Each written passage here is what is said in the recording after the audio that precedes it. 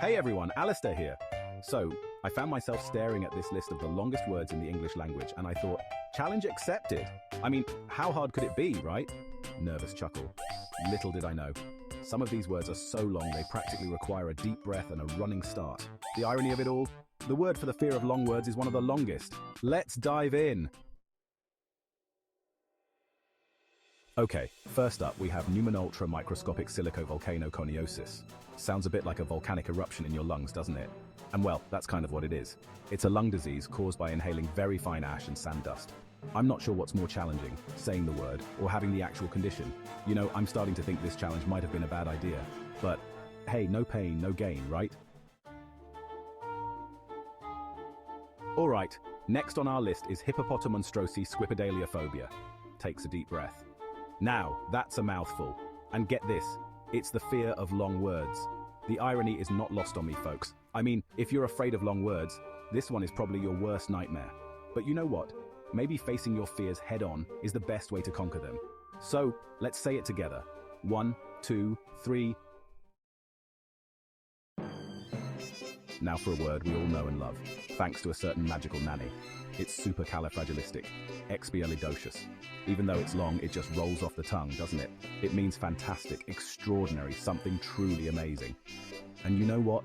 This whole challenge is turning out to be pretty supercalifragilistic-expialidocious itself. Who knew long words could be so much fun? Okay, back to the tongue-twisting territory. This one's dichlorodiphenyltrichloroethane. Thankfully, we all know it better as DDT. It was a widely used pesticide, but it turned out to be pretty harmful. So, maybe it's a good thing this word isn't used as often anymore. But hey, at least it was a little easier to pronounce than the last one, right? Small victories, people. Now let's try floccinaucinihilipilification. This one sounds like something you'd say if you were trying to cast a spell, doesn't it? But it actually means the act of estimating something as worthless. Kind of a fancy way of saying you think it's junk. I'm starting to think the people who came up with these words were having a bit of fun with us. Alright, buckle up for this one. Anti-disestablishmentarianism. It's a mouthful, but it represents a pretty important concept. Opposition to the separation of church and state. Basically, it's about keeping things the way they are. You know, I think I'm starting to understand why these long words exist. They pack a lot of meaning into one word.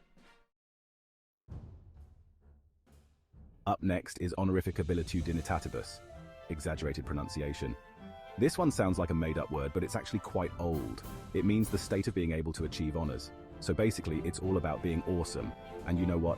We're all pretty awesome for even attempting to say these words. Let's delve into the world of science with electroencephalographically. This one refers to the recording of brain activity, like when you get an EEG. It's amazing how much information our brains hold, and this word reflects the complexity of studying them. Maybe one day they'll invent a word for the brain activity that happens when we try to pronounce these words. Don't worry, we're almost there. Next is thyroparathyroidectomized. This one's a mouthful, but it simply means someone has had their thyroid and parathyroid glands removed. It's a good thing we have shorter words for these procedures in everyday conversation.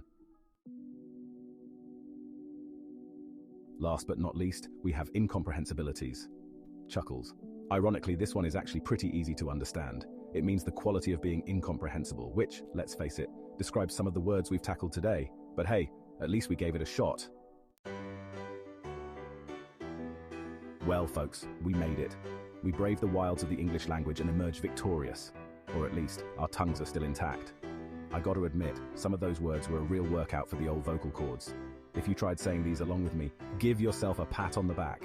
Feel free to share your best attempts in the comments below, or even tell us about other crazy long words you know. For now, I'm gonna put the kettle on, it's time for a cuppa.